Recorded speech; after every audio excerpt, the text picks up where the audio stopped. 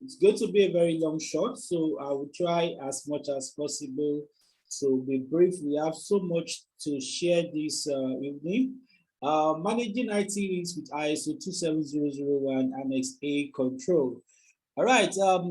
According to ISO 31000, ISO 31000 is the standard or risk management globally, and it is what we refer to when it comes to it is the most of the most popular globally recognized authority in risk management. According to ISO 31000, risk is the effect of uncertainty on objectives. All right, risk is the effect of uncertainty on objectives. I believe you can all hear me. Can I have a yes? That you are hearing me?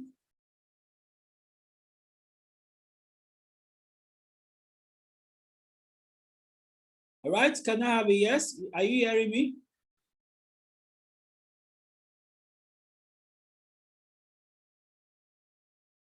Okay, great, great. So according to us, 31,000, risk is the effect of uncertainty on objectives. So this is a very, very wonderful definition of risk, actually. So you cannot be talking of risk if you don't have objectives, all right? Every business, every individual, every process has an objective you want to achieve. So risk is now the effect of what you didn't plan for, all right, which is futuristic on that objective. And so risk can be an enhancer, all right? You can have a risk that will push forward the objectives, and you can have a risk that is going to hinder or even completely obliterate your objectives. All right, so risk can be positive, risk can be negative. All right, so you have positive risk, you have negative risk. Even though most of the time in risk management, we dwell so much on the negative risk, but the truth is that we actually have positive risk also. So something can just happen tomorrow, something can just happen in the next minute that can enhance your objective, or that can hinder your objective. That is what we mean by risk. All right. IT risk are part of the least understood risks among risk managers. All right, I've worked among risk managers, I've trained risk managers, and I've seen a lot of time, well, other areas of risk. All right, risk managers are very good at those areas, but when it comes to IT risk, people are lost. This is a very, very big challenge, which I want to throw to every one of us in this program that we have to take up, as a challenge that must be surmounted. Okay, challenges with managing risks. Okay, challenges with managing risks. Number one, IT is technical. IT is technical. All right, and that is the facts. So it's a big challenge for us risk managers when it comes to managing IT risk, because it's a very technical area. IT is ubiquitous. What do I mean by that? Is global. Attack can come from any part of the world. So you have a business in Nigeria, then you have somebody maybe in Russia, or somebody from South Africa, or somebody from Uganda. Any part of the world can actually hit your organization as long as your business is online.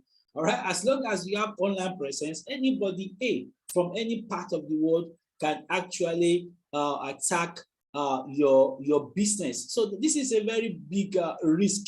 All right, this is a very big challenge with for risk managers when it comes to managing IT risk. All right, another challenge is that changes are very constant in IT. All right, yeah, like today I was in a meeting with some guys, and they were sharing the organization. They have they have a lot of changes, right? Happening in the business. All right, so you need to do a lot of updates. All right, on systems, on software. All right, configuration will change and the rest of like that. So changes are constant. So how do you keep up with those changes? All right, in IT. So today the government gives a regulation. You have to go to the system and update it. Another regulation, can come up tomorrow. You have to go and change it. All right. Forest rate changes. Somebody will go to the system and change. Make a change. All these changes, because they are so constant, All right, IT will also do maintenance. Of course, we have all received text messages from our banks. Oh, there will be system downtime on weekends, also Saturday, because we're going to do maintenance. All these are changes, and those changes have their risks, all right, within any environment where they are taking place. All right, IT employees could be very secretive, and that's the truth. All right, they could be very, very secretive people. Many IT people, especially in programming, are very quiet, very reserved people. So they are not even talking. So if you don't know what they know, how you are going to manage those risks. So it's a challenge in IT. All right, most risk managers have business background. I've talked about that. So many risk managers are coming from non-technical background. So how are you going to manage IT risks? All right. Then IT security requires significant investments. So if we really want to manage IT risk, we are talking of multi-million investment in security. And the more you get all these solutions, the more you realize you are still very vulnerable. So it is a challenge in managing IT risk. All right, collusion is also a very big problem. So when you have the head of IT agreeing with the database administrator that yes, we are going to do a deal, what are you going to do? So the checker and the maker are involved. It is going to create a problem for risk managers. The high turnover of IT employees. So you see, the jackpot syndrome is very common in IT. Canada, people are moving to Canada, moving to New Zealand, all right, and all these changes, all right, high turnover in IT is going to create challenges for organizations. So today you have somebody in charge of your database, tomorrow the guy is gone. So how are you going to for stop? So you're looking for stop gap and the rest. All these are also part of a complexity of risk. So luckily for us, we have a standard called ISO 27001. ISO 27001 is an international standard for managing information security, and is very popular across the world. It's very popular in Nigeria. Thanks to Central Bank of Nigeria, they have done a lot of work, all right, in popularizing this standard for the financial sector to manage IT risk. Now, this standard has 10 clauses. Clause 1, all right, is clause 1. Clause 1 is I think the scope of the standard. Clause 2 is talking about I think normative reference. Then you have clause 3. Clause 3 is talking about terms and definitions. Then you have clause 4, where the standard really begins from. Clause 4 is on context of the organization. Clause 5 is leadership. Clause 6 is planning. Clause 7 is support. Clause 8 is operations. Clause 9 is performance evaluation. Clause 10 is improvements. So those are the 10 clauses you have in ISO 27001. But today we are not looking at those clause 1 to clause 10. We actually want to focus on like the annex. All right, the annex, there is a particular very important aspect of that standard called Annex A. So that Annex A it consists of 114 controls, IT controls that an organization can implement to manage risk. So I will be running down through all those 114 controls. As I said, we have a very long shot, all right, today. And I want you to look at your organization, look at where you are working. All right, of course, not all of them will be applicable to your organization. That's why ISO 27001 require us to have what is called statement of applicability. So when a company is implementing ISO 27001, they are required to create what is called statement of applicability, which means that you should review the 140 controls and determine which ones of them are applicable to your organization and justify why they are applicable. And if any of the 140 controls are not applicable to the organization, also exclude them, but you must also give reasons, justification for excluding those controls. That is also very important. So let's go number 1. So we have 8.5.1 Management Direction of Information Security. So under that we have 8.5.1.1. This is the first control for managing IT security. 5.1.1 Policies for Information Security. And what that says is that an organization that is interested in managing IT risk must have an information security policy. All right, so policy is like the philosophy of management. It's like the authority. It's like what all of us go to when we want to know what more management is saying is right or is wrong in an organization. So if you don't have that, as an organization, you have not even started in managing IT because there is no reference. All right, so there must be a policy that is published, approved by management, and communicated to all staff in that organization. So we know where management stands on certain issues. Okay, 5.1.2 is talking about review of the policies for information security. What that is saying is that you cannot say you have a policy. So you have a policy that is approved in 2018, and that policy is still what you are still using up to today. Ladies and gentlemen, that policy is already stale. Okay, because all right, we can see from 2019 to date, we all know what has happened. 2020 we had lockdown, and a lot of things have changed in the way we were doing, with the way we do work. Our office environment, some people are working from home now, which was not happening before. So that means we have to keep policies updated as at least once a year. Management should review the policies at least once a year and update it if there is a need. Okay, so that is the second control. All right, then let's look at 8.6. Now that A is standing for Annex. All right, what we have just looked at is 8.5, information security policy. So let's look at 8.6, organization of information security. All right, so we have 8.6.1, internal organization. So under that, we have the first control, 8.6.1.1. All right, information security roles and responsibilities. And what that is saying that all information security responsibilities shall be defined and allocated. So in your organization, apart from having an organogram for IT, what that is saying is that you must have an organogram for information security. So we have many organizations, they have what they call a CISO, Chief Information Security Officer. Some organizations have what they call a CPO, Chief Privacy Officer. Some of them have what you call so there's so many of those roles. CRO, Chief Risk Officer. All right, then you have steering committees for information security. You have like what they call a SOC.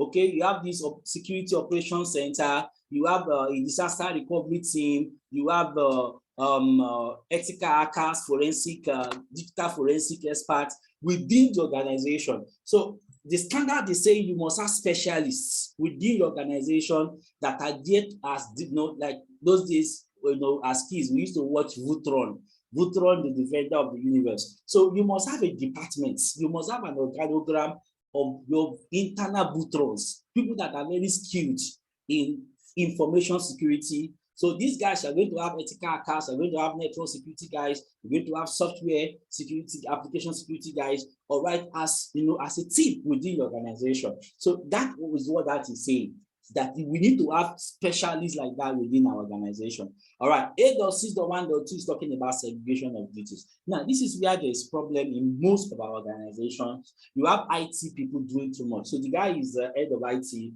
is the database administrator, is the software engineer, is the quality assurance person, is the what else? Is the system administrator. So many things are being done. Please please note your questions so that when we round up, we can answer the questions. Let me just run through so that when we're through, I can now take questions. So segregation of duties. All right, it is very important that we need to review roles that everybody in the organization is doing, so that we know people that are doing too much. I've been an auditor, IT auditor for some time, and most of the time, when you give people too much roles, there is always an abuse. People take advantage of the fact that they have enormous power in the system, and they abuse it. All right. So that is 6.1.2. Then you have 6.1.3, contact with authorities. So what that requirement is saying, that as an organization, you must list out people, organizations you report to. So for example, let me take financial sector now, a bank in Nigeria. So for example, now they are reporting to CBN, Central Bank of Nigeria, they are reporting to NDIC, All right, they are reporting to NFIU, they are reporting to EFCC. All right, so and others, authorities that may not even be in the public. All right, that has to do with financial security in the country. So they need to have a list of these authorities documented and their relationship with those authorities. That's what 6.1.3 is saying. 6.1.4 is talking about contact with special interest groups. Now, what that is saying that as an organization, you need to also take note of entities, all right, apart from authorities that you relate with. For example, now let's take a bank also. Again, a bank now, because of all these cyber attacks, may have a special relationship with security organization. So you have, for example, you have WASP Top 10, you have the Kaspersky Lab. All these are special security organizations that are very popular, globally. All right, you may want to have a relationship with the information system audit and control association, ISACA. All right, so there are so many organizations like that. NEF, they have what you call National Electronic Fraud Forum, NEF. So you want to protect your interests. So you have a relationship with all these special interest groups so that you can get information from them, get feedback from them, or how to secure your organization. So that is what 6.1.4 is talking about, special relationships you have maintained in terms of information security, documented for us to know. All right, 6.1.5, information security in project management. So every project you are doing in your organization can bring your company down. All right, I will not mention the name of the bank. All right, there is a bank in this country that did a cut over some years ago, and it nearly killed that bank. It nearly killed them. They moved to a new software, and it went so bad. It went so bad that the bank nearly died. They have to go back to the old system they were using, all right, for some time. Now that is a project that went bad. Okay, and that is another school of thoughts. Another lecture on its own, system development life cycle. So in software development or software acquisition, a lot of things can go wrong. Any project you are doing in the organization, once it's especially technical projects, it can go wrong. So we are saying that you need to show us, all right, processes you have put in place to ensure security, information security in those projects you have embarked upon. Take note that we have auditors. We have what we call ISO 27001 lead auditors who will check all these things line by line, one by one, what you have done, whether you have done it right or not. So it's not just that you just implement, all right? You have auditors too that are trained in this standard that will check whether you have done the right thing. 6.2.1, 8.6.2.1, mobile device policy. So you have people in the organization that are using mobile phones to log in. Some of them, they use mobile phones to check their mails. Some of them even work with their mobile phones when they are not at work. There is a lot of risk. What happens if the phone gets lost? What happens if that phone is gotten by somebody that is not a staff and is very skilled? What about if somebody log on to the mobile phone and he didn't sign out? All right, all these things happen. So what policy do you have to secure the organization so that we don't run into trouble because of people that are maybe careless when they are using their mobile device to work? So we need to have a policy on that. That is what 6.2.1 is talking about. 6.2.2, teleworking. That is what we are doing right now. We are working from home. So all of us now, maybe from all over the world. Some of us may not even be in Nigeria right now. And the same thing is happening at the workplace right now. So you have people working from home. You have people working from sites, logging into the corporate environment at head office. All right, and there's a lot of risk. All right, communications can be tapped while you are, communicating with head office. Somebody can log in his house and go and prepare EBA, and before he comes back, somebody has sat on his seat, he didn't log out, and copies of information, even do some posting on his behalf. These things happen. So we need to have a policy for teleworking. Everybody working from home. These are the rules in our organization for people working from home, and we must enforce it. That is what teleworking is talking about. This has become very important now since 2020. Now that people are working from home, a lot of damages can happen because through that. All right. 8.7 is talking about HR security. So we have 8.7.1.1 screening. That is talking about background screening. Before you hire people, check where they are being. All right. So you don't want to hire somebody that is already a graduated fraudster. To your company. You didn't know. Somebody that have maybe gone to prison and come back, and you are not aware. Somebody, all right. So you have people using fake results, people that didn't go to secondary school, people that didn't go to university. I'm telling you, it is happening. It is happening. People that didn't go to anywhere, and some of them are even working as doctors. Can you imagine? All right, you have doctors that didn't go to medical school. I was hearing about a case of a guy that they, working in Adamawa, that they picked up some time ago.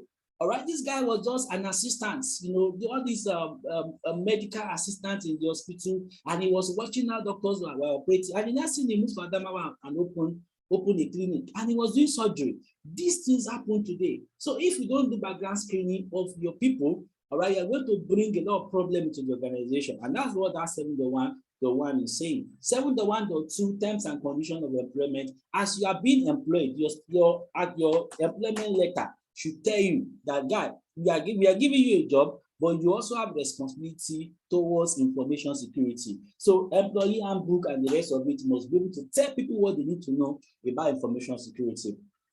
Right? 8.7.2.1 management responsibility must be clearly spelled out. So management too. So employees have their own part in information security. Their management too, employers too also have their own part in information security, and that must be clearly spelled out. That is what 8.7.2.1 is talking about. 8.7.2.2 says information security awareness, education, and training. This must be done regularly in the organization. People must be told regularly, give them newsletters, give them do awareness session, go around the organization, let people know, send emails about information security. People are not aware. Today now, somebody have tried to hack my Facebook account, and I just smile. The guy had been working on me for like 1 week, send me some things about my line of job, and we started a relationship. I checked him out on LinkedIn. The particulars were correct, exactly what he said. He has an official email, but later, security awareness training, that I've had over the years, or help me. If not, I will have fallen for it. I read the guy, I was just smiling. So people need to be trained to recognize attacks when they, when they are targets of attack. It takes training, and that's why an organization must have an information security awareness program for people. 7.2.3 disciplinary process. So if we have policies and people are flouting it and there is no consequence, then expect people to behave anyhow in the organization. So once people are not following due process, there must be a disciplinary process to ensure that, yes, they pay for whatever they do wrong within the organization. That's what that is saying. 7.3.1, termination or change of employment responsibilities. Unfortunately, this is a very big challenge in many organizations. See people that have resigned. If you go to your organization, tomorrow, all right, if you have maybe you are an auditor, you have the power to check, you have the authority to check because of your role. You'll be surprised if you tell IT to open what we call access control list or authorization table, where it shows the name of everybody that are on the system. You'll be surprised. People that have been dismissed, people that are on vacation and they are not working from home, people that have resigned, all right, you will see them. Their IDs are still active on the system. That is what this is saying. 7.3.1. If somebody have resigned, remove him from the system. All right, remove this user ID, because somebody can use that user ID. So who will you say has committed the crime? The guy have left you, and somebody uses ID, all right, to commit. So who will you arrest? You don't know, because the guy has resigned. So you need to take note of that. Termination, or somebody have changed job. All right, before he was a junior staff, he was posting, but now he's a senior staff. He's no longer posting. He's now authorizing transactions. But the posting rights, you didn't remove it from him. So he has posting rights, he has authorization rights. The company is in trouble. All right. One day, something will enter that guy, and the guy will say, this is an opportunity. I can credit my account with 2 million. I also have authorization that I can authorize it. Then fraud will start. Okay. So 7.3.1, then you have asset management 8.8. So you have 8.8.1.1, inventory of assets. See, every attack that you will have in an organization is coming from an asset. All right. Like I was sharing yesterday, we're talking about parry. All right. So it's either the attack is coming for your personnel. All right. It's coming for your people. It's coming for an asset. It's coming for your reputation, or it's coming for your environment. All right. So that's what they call parry, in HSC, health, safety, and environment. So that's why you must have an inventory of all your assets so that you'll be able to know these are the assets I have. If you don't know where your assets are, how are you going to protect those assets? It is only the assets that you know is existing and you know where it is. You can design a risk management program to protect. As long as you don't have see, most organizations, they have inventory of assets, but it's not complete. Most of the time, virtually every organization that I've seen have an inventory of assets, but the challenge is how complete is the inventory? That will be the challenge. All right. So 8.1.2 say ownership of assets. So for your critical assets, you must assign responsibility to one person in the organization that can make decisions on the assets.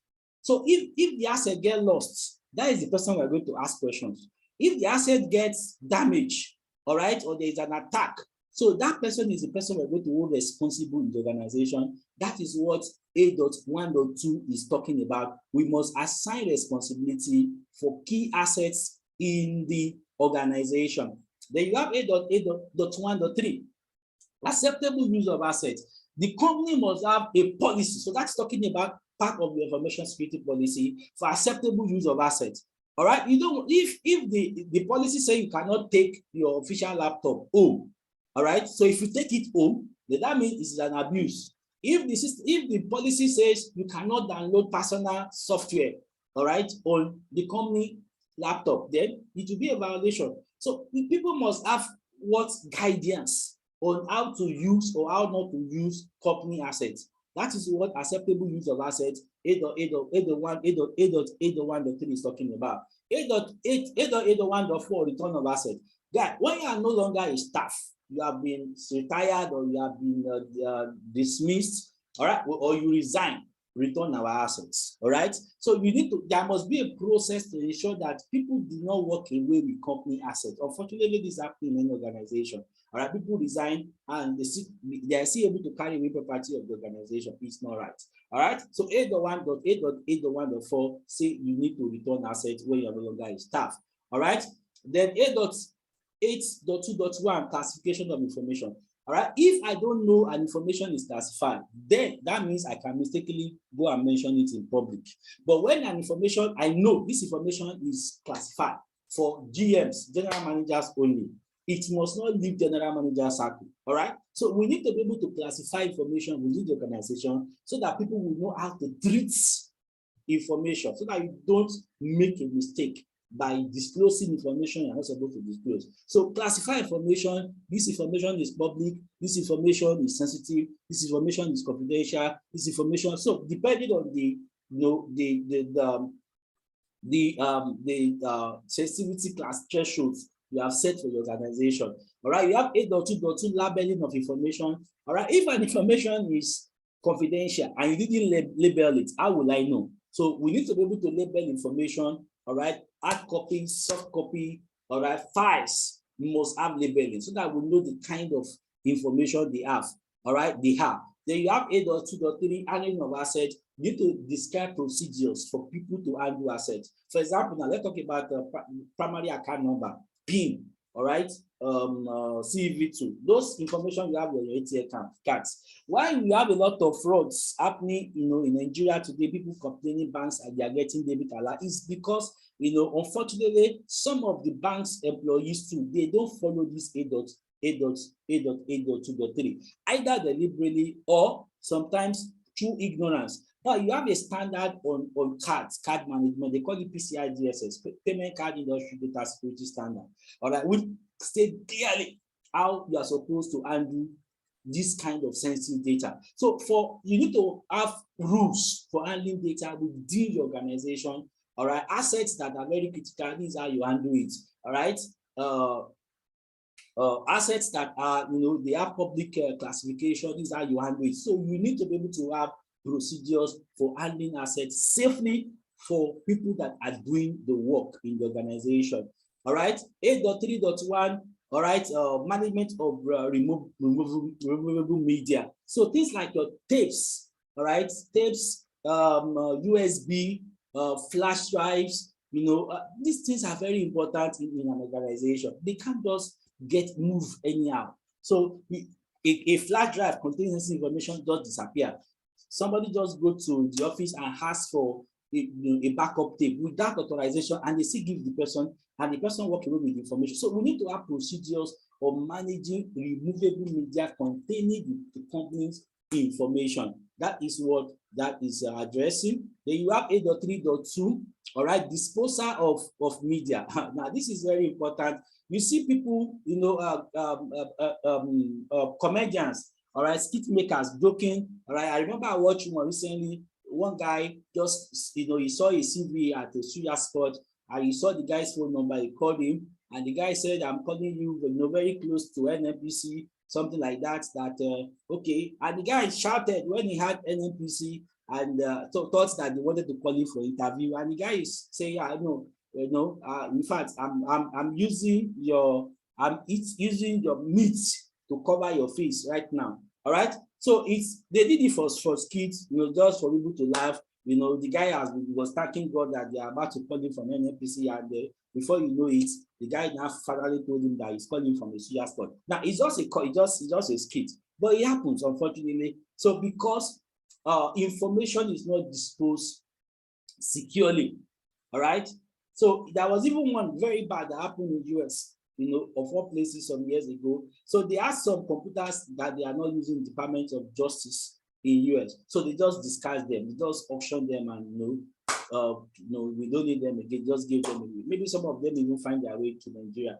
All right. But after they have disposed those computers, they now remember that the list of people in what they call a witness protection program in US were there. That witness protection program, they have lists of people that have done witness against the mafia, against drug lords, and the rest of them that can be killed.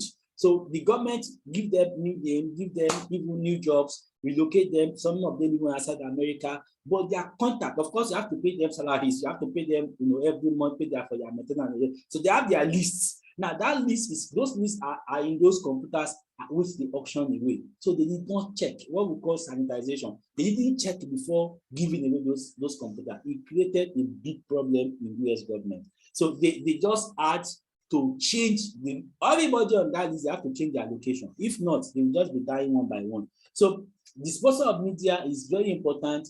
So you need to have policies and procedures for disposal of media. All right, 8.3.3 is talking about physical media transfer. So physical media transfer on your network, all right, during transportation, you need to have controls to ensure that there is no problem. For example, I remember somebody was telling me the story of a company, they do backup. So at the end of the day, they will give the backup tape to the dispatch rider to go and take it to their alternative sites. Unfortunately, the dispatch rider was not somebody that knows about computer issues very well. So a guy was exposing the media where they keep the tapes, where they keep the backup data. He was exposing it to the sun, and unfortunately the sun has affected. So all the tapes the guy carried for that period, all of them were useless. It was when they were doing recovery, all right, that they discovered that all the tapes, the data was gone. All right, they didn't have policy. All right, they didn't have procedure for transportation of those tapes. The guy transporting was not trained. And this is why 8.3.3 is very important. All right, 8.9 is access control. 8.9.1.1 says you must have access control policy. Who can have access to the network? You must define it. What kind of access can the person have? You must define it. All right, so there must be a policy for access control. All right, then 8.9.1.2, access of networks and network services. So who should be able, so people should have access to your network, corporate network, only by what we call least privilege. All right, and needs to have. So if you don't have a business having access to the network, nobody should give you the right. Even if they give you the right should be just for you to be able to do your exact job, no more, no less. All right. 9.2.1 user registration and deregistration. How are people created in the system? So can people just find themselves? Can IT just decided that I'm going to create 10 users today? People do it in many organizations where there is no controls like this. So anybody can just create a user A and nobody will check who created these users. So because many companies don't check, at least quarterly, worst case, twice a year or once a year, worst case scenario, you're supposed to have auditors checking how many users are in the system, how many users are supposed to be in the system. This is a very serious control for many organizations, but people don't check. All right. So you have users that nobody knows about created on the system. All right. So there must be controls for how people's user accounts are created on the system. There must be controls on how people can be removed, the registration from the system. I remember we did an audit some time ago, and there was this guy that when we were checking, we discovered that one guy was removed after he has resigned from the company by IT. We now asked IT, which letter, which authorization did you use to remove this guy? Yes, we know he has resigned. He did the right thing. But who authorized you? And he said he knew that he has resigned now. IT does not have that right. Even if you know the guy has resigned, you don't have the right to remove him without authorization from HR. So if all these things are where irregularities happen, when people can do things without authorization in IT, it creates opportunity for IT risks to start manifesting. All right. 9.2.2, 8.2.2 is user access provisioning. All right. We need to be able to have controls on the kind of rights. Is wanting to have access. Yes, I have a user ID. I can log in. But if I log in, what can I do? That's a very big question. What can I do when I log in? So we need to have controls around that too. So if people have rights they don't need, minimize the rights to what they need. All right, minimize the rights. So somebody is a bulk teller in a bank, for example. So all the person do is actually deposits. All right, post deposits for the bank. All right. Now, what this is saying, that person does not need fund transfer rights. What would the person do with it? If you create that fund transfer right for the person, you are waiting for the day of trouble. All right. You create withdrawal rights for that person. The person is not a teller. He's not a front banking or teller. The person is a bulk teller. Posting deposits. Why will you give the person the cash withdrawal right that the person does not need? So these are all small things that can create problem, on the long run, especially when you have guys that are very sharp, that can see opportunities in what people do not even realize is an opportunity. So access, have to be managed very, very carefully. Another thing is 9.2.3, management of privileged access. Now, for many organizations, now the question I always ask is, who audits the admin users? The admin users have a right to check what you are doing. All right, they can check from the back end everything you are doing. Now, the question is, who checks what the administrators, IT admins are doing? It's a big problem in most organizations. So you have people that IT admins, when they realize, all right, that nobody is checking what they are doing, someday something will enter them and they will abuse it. Because they know nobody will check. Somebody will know what they did. But if you have software, you have tools, all right, you have people, other departments, all right, maybe information security, maybe IT audits, who also have rights to check, all right, regularly what these admin guys are doing. It will be a deterrent control. All right, so that is what 9.2.3 is talking about. All right, 9.2.4 is talking about management of secret authentication information of users. All right, so things like passwords, things like a token, all right, or if one-time password, OTP, those things must be managed very well, or they become useless. All right, they become useless. Okay, for example, now there's what we call password hashing. So what that is saying, let's assume my password is former_management. All right, former_management. All right, so that let's say former_management 72. That's a very strong password. But do you know that what can make it weak? What about if IT, when I type former_management 72, the system store my password like that? So which means somebody one day can hack into the password file. All right, then you will see the password of everybody in the organization. It looks like as if it's not real, but I've seen it in audit, I've seen it in the field. All right, so you have applications that are not encrypted. Password file is not encrypted. IT can see the password of everybody in that company. So they just be laughing. All right, they know they can log in for you. All right, which is not right. You're supposed to know your password. All right, even IT is not supposed to know your password because they're supposed to use what we call a password hashing to store your password. So if you don't have all these controls for managing secret authentication, then all the password OTP that we are using is just useless. All right. 8.9.2.5 review of user access rights. So I've said that once in a while, a team should be checking access control lists. How many users do we have on the system? How many users are supposed to be there? The people that are there, what rights do they have? Do we have anybody that have rights that they don't need? These are questions, somebody or a team in their organization is supposed to be doing regularly. Then you have 8.9.2.6, removal or adjustment of access rights. So this is still tied to 8.9.2.5. So if people have access they don't need, yank it off. All right, somebody have resigned, yank them off. Somebody's on vacation, is not working, disable the ID for the time being until the person is home, because somebody can borrow. I'm talking from experience now. Somebody, I have a case study, real life case like that. Somebody borrowed somebody's user ID. The guy went on leave, so somebody borrowed his user ID for the time that he was not around, and they used it to do fraud. So who do you arrest? All right, the guy that they use his ID is not around. So who are you going to pick?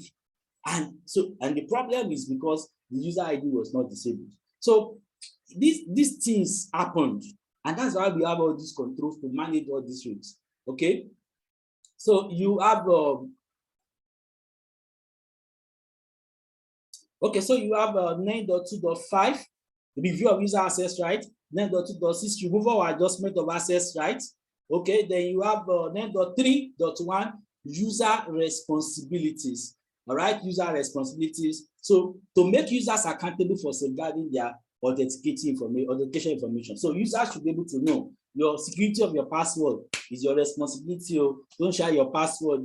Always look, there's what they call the shoulder surfing. You are typing your password. Somebody Alex, and the guy is at your back. Even at ATM it happens. So people are too close. They are watching your PIN. So you have a responsibility to protect your PIN. You have a responsibility to protect your password. So you should be able to know that. That's what 9.3.1 is talking about. 9.4.1 is talking about information access restrictions. Yes, you are a staff. We know you are a staff, but you don't have the right to see everything. All right. So people should see only what they are allowed to see. All right, what they need to see in the organization. People should be able to do only what they need to be able to do within the organization. If not, one day, someday, somebody will abuse it. All right, that is what that is addressing. 9.4.2 secure logon procedures. So we need to be able to have processes to ensure that logon procedures are safe. There's something they call SSO, single sign-on. Some of us use this in our organization. So you can log in once and have access to 3 applications, 4 applications, 5 applications at the same time. So the idea is that instead of you remembering password for 5 applications, which is going to be cumbersome, it leads to what we call password fatigue. It's just stressful. All right. So what is my password for this system? So instead of that, they give you an application you log into like Aberos. Then you have access to 5 applications at the same time. It's very good. But the problem here is that if somebody now gets your user ID and password, it means that person will have access to not one application, but multiple applications. So there will be multiple losses for that organization. So in a situation like that, like the one I've seen on the field, when you have single sign-on like that, it will be very wrong if you now use a single, what we call a single factor authentication. You're just using password. So in a situation like that, you need to have what we call multi-factor authentication. So you are combining password with OTP, one-time password, or you are combining with biometrics, fingerprint, or you are combining password with token string, which they will send to your phone. So even if they compromise your password, if they don't have your phone to get the one-time password or to get the token string, it becomes more difficult. So all those controls for access security, you need to build into your logon procedures. All right, password management system is also very important. That is also another course on its own. Length of password, very important. All right, password hashing, I've talked about that. Passwords are supposed to be stored in encrypted form. All right, which other thing about password? Okay, don't write your password down. Don't use words. Don't use words that are found in the dictionary. It's okay. My password is John, or my password is management. Okay, because management is long, so you feel that it is secure. It's a lie. There's what we call dictionary attack. So hackers can use dictionary attack to get your password. So far, it is in the dictionary. All right. They can check it. They can have a program, a script that will run and check every word in the dictionary. So if people don't have all this information, in fact, when you use such password, system should reject it, because there's what we call group policy. So if that has been enforced at the group policy level, you can't use the wrong password. System will say, no, this password is not strong enough. I'm sure we have all experienced that on some application. All right, then the four use of privileged utility programs. We want to ensure that IT is not using software that cannot be traced. That is what that is talking about. That does not need, audit trail. That is a very big risk. 8.9.4.5, access control to program source code. If you have developers that are writing software in organization, the source code is very important. So the source code now is the original code that is written for that particular application. It has to be protected so that people cannot modify it without authorization. All right, 8.10.1.1 is cryptography, encryption. So if you are using encryption within the organization, all right, you need to be able to have policy for encryption. That is what we call cryptographic controls. Then 8.10.1.2 is talking about key management. Now that is a bit complex topic, but in encryption we use what we call private keys and public keys. So those keys are like passwords that we use to manage encryption process, and they must not be compromised. So 8.10.1.2 addresses the security of those private keys and public keys we use in encryption. All right. 8.11 is physical and environmental security, which is also very important as part of the managing IT risk. So 11.1.1 is saying physical security perimeter. Your physical security is very important. Okay, so things like fence, for example, is very important for an organization. Having guards watching, patrolling your environment, we cannot overemphasize that control also. All right, 11.1.2 physical entry controls. All right, so doors shouldn't just be porous within the office. Okay, gates shouldn't be porous. There should be physical entry controls, barriers. All right, that are I was watching a video recently on Google. Physical security, they have 6 layers. Google data center, 6 different types of 6 layers. So you pass one, you go to another one, 6 layers before you can get to Google data center. All right, so they can drop you at any point. So that physical entry control is also very important. 8.11.1.3, securing offices, rooms, and facilities. So even, yes, I'm now in the building, I should not be able to go to just anywhere. So offices should be secure, rooms and facilities should be restricted. Okay. 11.8.11.1.4, protecting against external and environmental threats. Okay, so that is also very important. Floods. Okay, what happens? Do you have protection against flood? Do you have protection against natural disaster? Okay, typhoon, when there is excess rain. So all those we had in Casina, just last week or so, we had a situation where we had ice ice by dropping in Casina. So these things, climatic change, they are happening all over the world. So do you have physical security for your environment against such?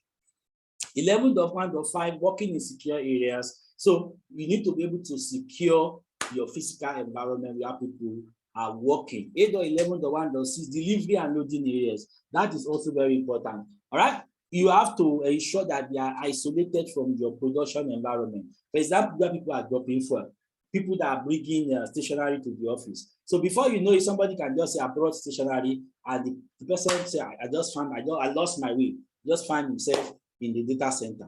That is not right. So you have to ensure that your data center is restricted from where visitors, vendors, and contractors can mistakenly, quote and unquote, find themselves. That is what 11.1.6 is talking about. All right, 11.2 is talking about equipment. So 11.2.1, equipment siting and protection. Site your generators, site your physical equipment carefully and in a secure manner.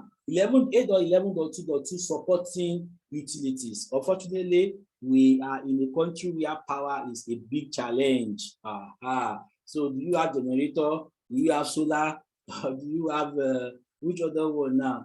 Inverters. So you need to be able to ensure that your data center does not go down. That is what A11.2.2 is talking about. 11.3.2.3, cabling security. So that is also very important. Use genuine original cables. All right, your Cat5, Cat6, all right, Cat7 cable, optical fiber cables. So you have to ensure you use the right licensed cables. Even what is it called? Packing cables in conduits in your data center. You don't want the wires to be scattered all over the data center. People can trip, all right, cause accidents. All that also have to be taken care of. 8.11.2.4, equipment maintenance. So you need to have, I've seen this challenge in IT. Many IT departments don't do preventive maintenance. What we call preventive maintenance, hardware, software, is until there's a breakdown that everybody is running up and down. So we need to have scheduled maintenance for especially your hardware. Okay, so where you check, do dusting, do blowing, ensure that everything is okay. Maybe once a year or once a quarter, depending on the vendor recommendation. All right, so equipment maintenance, servicing generators regularly before they break down. All those are also very important to keep your business running. 8.11.2.5, removal of assets. So you want to be ensured that people cannot just walk into your office and carry system, carry your computer. It happens though. So you need to also ensure that there are policies and procedures for moving assets around in the organization. 8.11.2.6, security of equipment and asset off premises. There's what they said, out of sight, out of mind. It happens in businesses. So when you go to headquarters, you have security. But when you go to a remote site, all right, anybody can do whatever they like. So you want to ensure that does not happen. Okay, for your assets that are off premises. That is what 8.11.2.6 is talking about. 8.11.2.7, secure disposal or reuse of equipment. That is also related to what we have said earlier. So equipment that are containing storage information needs to be disposed very carefully after you have sanitized them. All right, 11.8.11.2.8, unattended user equipment. So if you are not using an equipment, secure them. If not, they can disappear. All right, 8.11.2.9, clear desk and clear screen policy. So when we walk into an office, people should not have their desk littered. All right, because if you are not careful, sensitive information can be on those desks and people can see what they're not supposed to see. Even your screen, all right, you are not working, all right, you should have what we call screen lock. After 3 minutes, 5 minutes, depending on how it is said, of inactivity, your system should lock. Not that you go and eat and your system is just there for anybody to work on. So that is what 11.2.9 is talking about. All right, then how many more minutes do I have left now?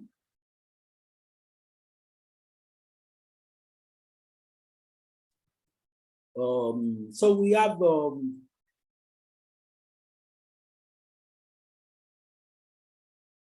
okay, I started 7:30. Okay, great. I think I have about 30 more minutes. So I'm gradually rounding up.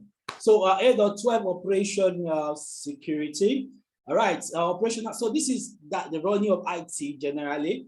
So 8.12.1.1, for many IT departments, they are very weak in this area. Documented operating procedures. This is how we do things. All right, so these are the procedures for backup. These are the procedures for cloud operations. These are the procedures for end of day. These are the procedures for end of month. We need documentations to guide us on these areas. All right, so that people don't make mistakes. All right, so that is 8.12.1. we need to have documentations for what we do in IT. 8.12.1.2, change management. A lot of things go wrong there. All right. So like I'm talking about maintenance in IT. So other maintenance, if people are not supervised, they can change things. All right. They can change configuration settings can be changed without authorization. All right. Modules can be changed without authorization. All right. A lot of things can so we need to have what we call change management process, whereby there is approval for every change, every significant change in the organization. It goes through an approval process. That is what 8.12.1.2 is talking about. 8.12.1.3, capacity management. I don't know, many of us, whether you have been in a situation whereby bandwidth run out, all right? You are just working and suddenly internet just goes off and you call IT to say that there's no more data. you can imagine, and you have work to do. All right, that's part of challenge of capacity management. All right, you have a software and the licenses you have collected, the licenses you bought was for 10 users. Now you have 20 users in that department, so only 10 people can work. The 10 people, other 10 will be watching. Capacity management. All right, or storage. It happens in many IT organizations, departments like that. Log. They are taking, if you say, are you taking log? They say yes. But what they will not tell you is that log is overwritten every 3 days. So what is the use of the log? Because the memory of the log, is not much. So every 3 days it has to overwrite.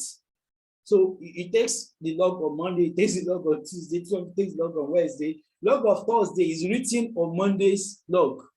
So what is the essence of you keeping log then? So capacity management help you to be able to monitor your usages, all right, so that you can make projections and make adjustments, all right. 12.1, 8.12.1.4 is talking about separation of development, testing, and operational environment. So this is for your developers now. There's what we call the test environment, where we write the codes, where we test the codes. Then we have what we call the live environment or production environment, where we use the software. We should not merge the two together. That is what 8.12.1.4 is saying, because that it will create opportunity for chaos. So separate the environment where they are developing software from the environment where they are using the software. That is what 8.12.1.4 is addressing. All right, 8.12.2, protection from malware. So you have protection from malware. So you have so the objective of that is to ensure that information and information processing facilities are protected against malware. So here we want to also confirm the anti-malware you have. Okay, antivirus, use of antiviruses, automatic updates, all right, virus detection tools, software, and the rest that you have. Those are the controls you are expected to have under this area. Then you have 12.3.1 information backup. This is also very important. So for your critical data, you must do backup, and you must keep those backup copies far away, all right, from your physical environment, so that, for example, there is fire burned the entire office. I've seen situations whereby they are doing backup in the ground floor. I mean, they are doing production. Production server is in the ground floor. The backup server is on the next floor. That does not make sense, all right? Because if there's fire now, both your production data and your backup data will be burned. So keep your backup data at an alternative site, or you keep it on the cloud. So if anything happens to your production data, you can always fall back to the backup data. All right, so that's 12.3.1. All right, 12.4 is talking about logging. So you have 12.4.1, prevent logging. I've talked about logging to an extent when I was talking about capacity management. All right, you need to take logs. All right, like I mentioned before, I've seen applications without logs. Everything, then thousands of people are on the applications, thousands, and yet there is no log. So how do we know who did what? So there must be event logging. 12.4.2, protection of log information. What is the essence of having a log that people can change? So you must also have proof to show that the log information is on a media that cannot be edited. So that is what that is talking about. You need to ensure that log information cannot be modified. All right. So you have 12.4.3 administrator and operator logs. I've talked about that also. Who review the log of administrators? So every one of us that are end users that are keeping our own log. Who keeps the log of the system admin? Who keeps the log of the database admin? Who keeps the log of the global administrators on Microsoft Azure? All right, and so on. So the log of administrators too must be kept and regularly reviewed. 8.12.4.4 clock synchronization. Okay, so you have a company, they have head office in Lagos, they have an office in Abuja, they have another office in Suleja, they have another office in Port Harcourt, they have another office maybe in Imo State. Then the same organization, all right, time in head office is reading 12:05. Time in Suleja is reading 12:10. All right, time in maybe in Calabar is reading 12:25. This happens. Now, you will not know the risk in that until there is a fraud you want to investigate. I've been in that show. All right, and this forensic investigation now become very, very difficult because fraud investigation is all about sequence. It's about being able to agree timing, being able to say this is the path they took. So if you don't synchronize, so clock synchronization is saying that on the network, every machine should be reading the same time. So they have what they call NTP, which they use for that, network time protocol, all right, which you can use to ensure that every machine that is on your network is reading the same time. So that is clock synchronization, and it's also an important control. Okay, you have 12. Okay, we're talking about this. Okay, so you have 12.5.1 installation of software operational systems. So you have to restrict people, on the what's called now on downloading software. All right, I remember that was time like that. I was working in an organization. I had a friend that was very passionate about that time. Forex was a big deal in Nigeria. Everybody was just talking Forex and the rest. So he saw one software on the internet, and he tried to download it with the company's network, and the firewall blocked him. He said the firewall blocked me. That's what we're talking about. So if not, it will, and he doesn't know whether that software has malware or not. He will just download it and cause problem for everybody. So we need to ensure that installation of software in the organization and systems are restricted. Is restricted. All right. 12.6.1 management of system audit controls. So do you have controls IT audits? For many organizations, all right, they don't have IT audit department, so you just have a general audit pool. All right, most of the time, that audit pool is made up of accountants. All right, accountants are wonderful people. I'm also an accountant.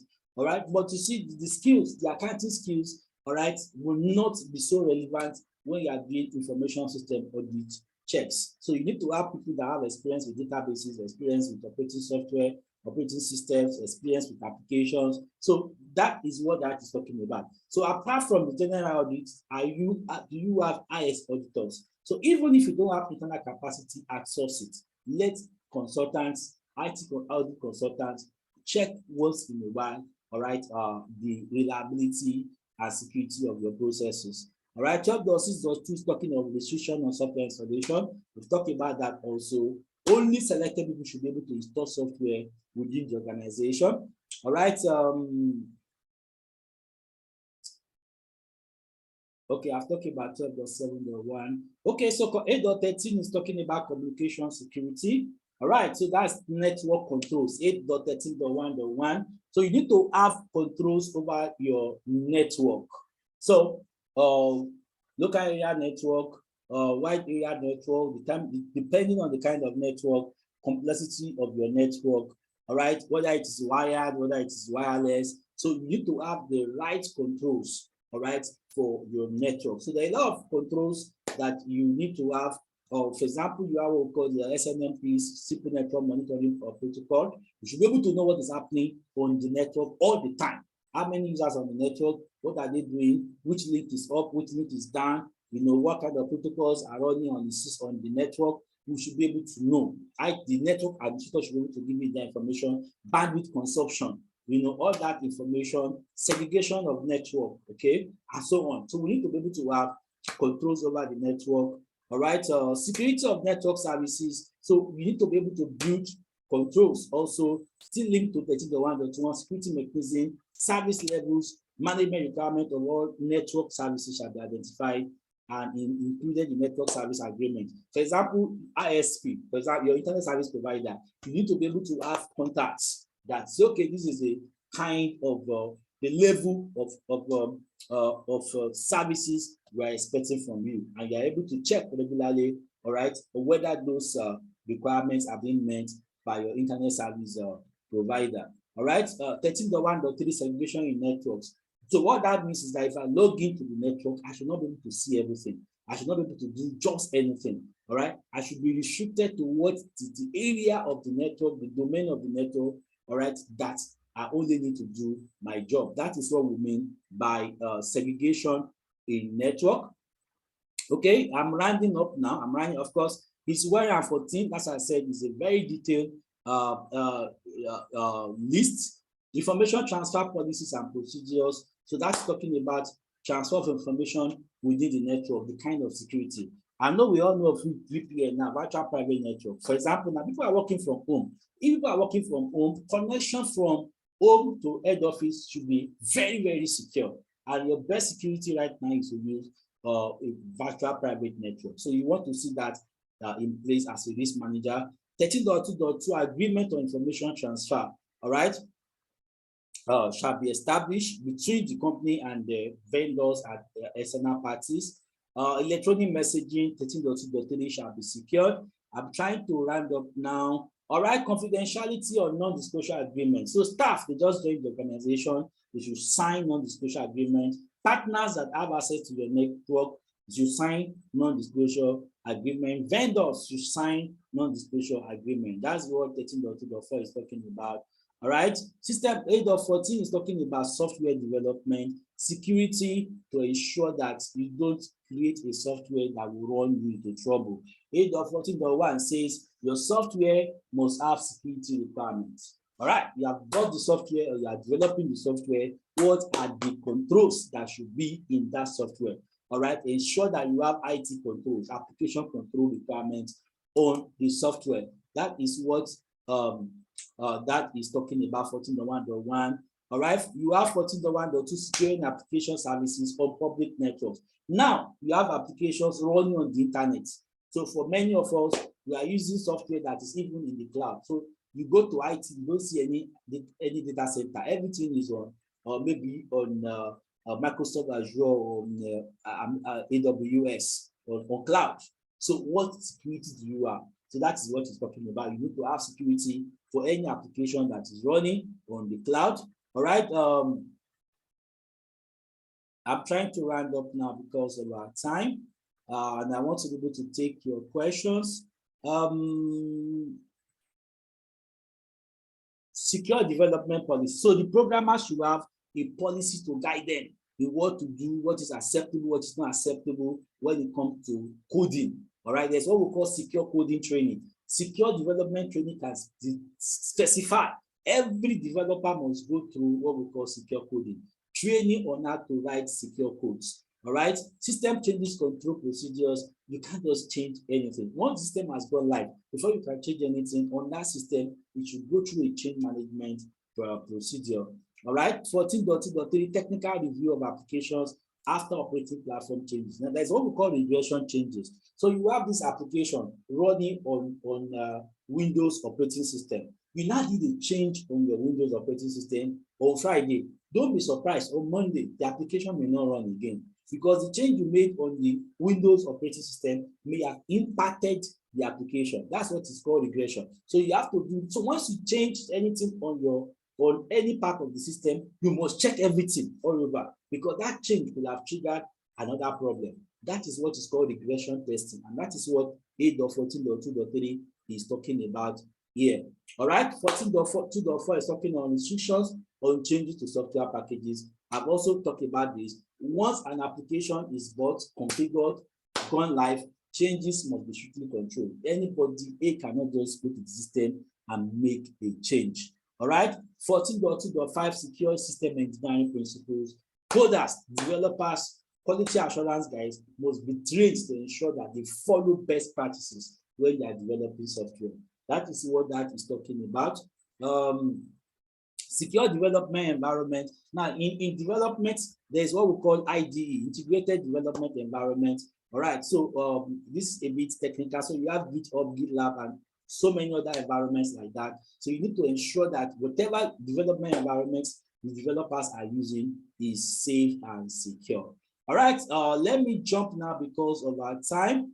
8.15 supplier relationship. I will not go into detail of what that is, the controls there, but basically what that is talking about is manage your vendors. Your vendors can run into trouble. Your organization may be safe, your staff may be upright, but your vendors may be the one that will run into trouble. So you need to have non-disclosure agreement, you need to have guides for them, you need to have evaluation criteria to ensure that your vendors don't become a source of risk to your organization. That is what 8.15 is all about.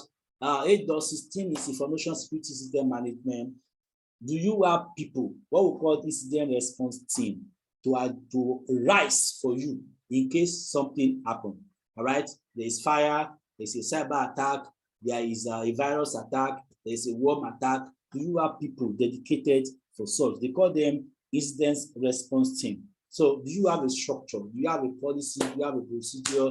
Do you have a team that can respond to incident, that can kill it before the incident goes out of hand? So a hacker from wherever is trying to hack into your network, do you have tools? Do you have people that can be able to tell you, yes, you are being scanned from those organizations, from those environments, yank, block that guy, all right, out of the network. So that is what information security system management 8.16 is talking about. 8.17, all right, information security aspect of business continuity management. Do you have controls to ensure that if there is a disruption, your business will continue to run? Let's look at 2020. Let's also look at what happened. On a Sunday night, I can never forget, the president just came online and said tomorrow by 11 p.m., that was on Monday, Nigeria is going to be on a lockdown. That information, that announcement killed many businesses up to today.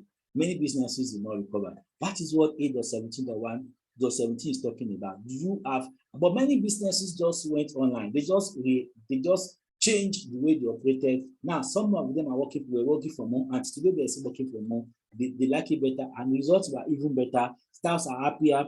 And today, that's what they do. So what happens if your head office become inaccessible? Does that mean the end of the business? So you need to have procedures to ensure that businesses continue to run regardless of disruption. That is what 8.17 is talking about. So the last set is 8.18 compliance.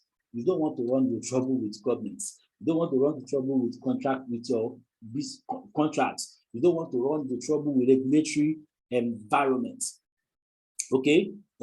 Yesterday, I was sharing at the HSC Health Safety and Environment class on how a company in Ibadan was shut down. All right, because unfortunately you have a student that died. All right, while working for them. We had another company in Lagos that was shut down. All right, by Lagos state government. Okay, because their water treatment plan was not approved before they start using it. So that is what 8.18 is talking about. So you need to know the laws, the regulations that can affect you. All right, you need to be sure that you don't run into trouble with partners, business partners. You don't run into trouble with customers. You don't run into trouble with government. All right, you don't run into trouble. All right, with regulators. That is what 8.18 is talking about. So all the controls there are basically to ensure that you are complying with laws and regulations. Ladies and gentlemen, those are the run-through of the 114 controls in ISO 27001. And so in essence, these controls are actually meant to protect organizations so that you can be able to manage your IT risk. So all of them are not compulsory. So that's why I said in the beginning, the standard requires you to create what we call statement of applicability Then you now look at each of these controls one by one, line by line. Then you determine which of the controls are applicable to the organization, which of them are not applicable to your organization. So the idea is, if you actually review this control carefully and you implemented them as the standard as recommended, you can actually be in a position to be able to manage your IT risk, so that your IT risk is managed to what we call a residual level or an acceptable level. Thank you so much. So this is the end of my presentation. So I welcome questions now. I noticed that somebody raised hand when we started, but I could not take the question at that time. So now you are free to ask your questions. Thank you.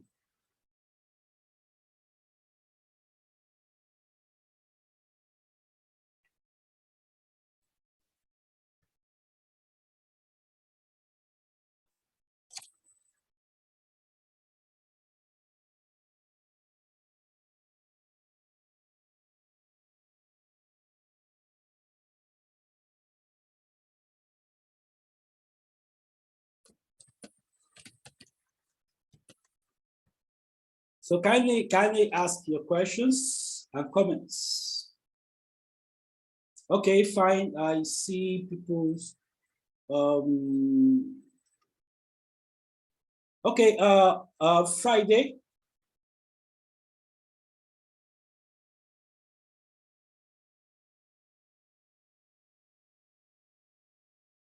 Mr. Friday, could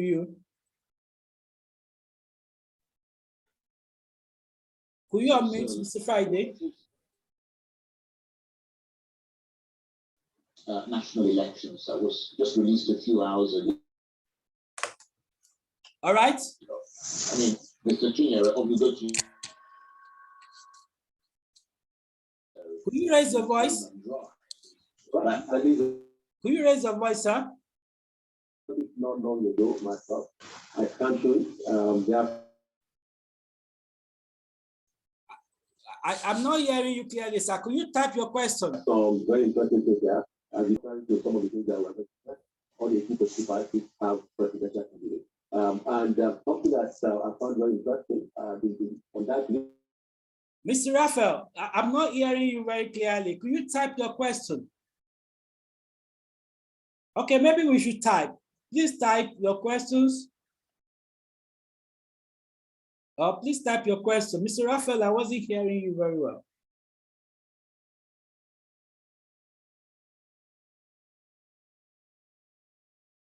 So that's something that just and satisfied, and only one woman out of 10. Okay. That's something that we should also, there are other areas that will be of interest to people. From back and forth about whether some people will run. I quickly checked in Akwa Ibom.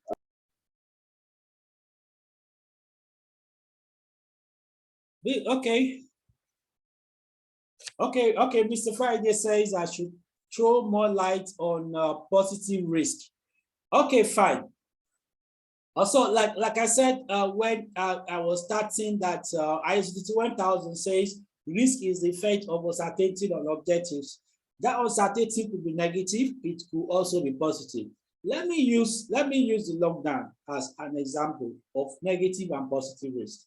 Now, the lockdown is a negative risk to most people, all right? Most businesses lost customers. For example, look at hotel business. There's no way they lost out. Look at entertainment, all these movie centers. COVID-19 was a negative risk to them. Many of them did not recover. Schools, all right, many schools did not come up again after COVID-19. All right, so for them, COVID-19 was a negative risk. Now, but look at this company that owns Zoom, this app we are using today. I can bet it that 90% or let me say 70% of everybody in this class right now, all right, including myself, have not used Zoom before 2020. That's the truth. The first time I used Zoom was in 2020 during the lockdown. All right. So COVID-19 was a positive risk for Zoom. And that is what we are talking about.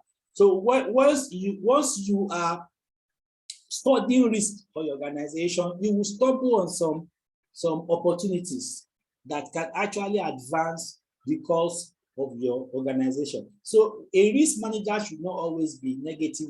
Of course, most of your job is to protect your organization against the negatives. But if you're actually a very good, sound risk manager, there's no way you will not discover opportunities that can be of benefit to the organization.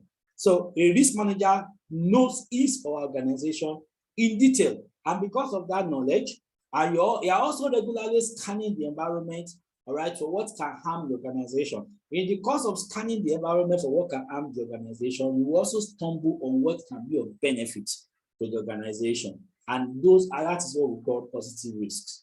All right, so those are opportunities which are, you are not thinking of before. For example, now look at the current currency situation in Nigeria. Let me use that as another positive risk. So you have at the black markets now, dollar being exchanged for up to 600 naira upwards. Now, what about if you are a business in Nigeria earning in dollars? You're earning in dollars. You're in Nigeria, a business situated in Nigeria but earning in dollars. Do you know what that means? It's a positive risk. Everybody is shouting, naira is becoming the value, but they will be very happy because they are not earning in naira. They're earning in dollars but spending in naira. So that's another example of positive risk. So I hope that answers that question for you, Mr. Friday. All right, so could we type another? I think I saw course material. I've already sent course material to the group on WhatsApp. Okay, I've already sent the course material to the group on WhatsApp. Please check the WhatsApp group for the these slides. I've already sent the PDF copy. Mr. Raphael, you want to say something? Could you type, Mr. Raphael? Could you type your question? So,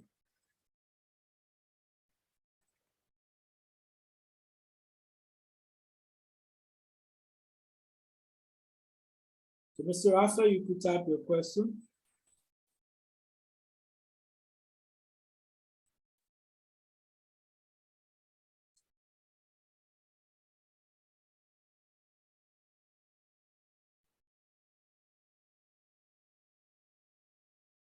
Any other question before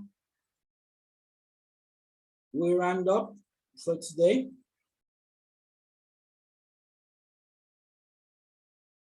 Okay, Mr. Gombe is about to join again. I remember he was the one that, okay, Mr. Gombe, you are welcome to the class.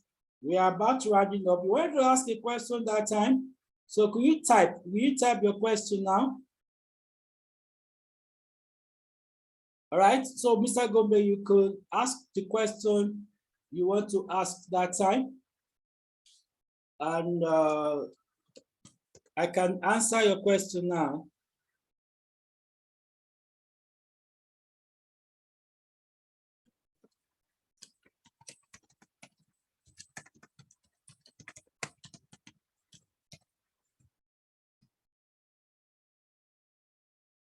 So Mr. Gombe, you can type your question now so that I know you raised your hand earlier when I was delivering the lecture, but I could not take questions at that time.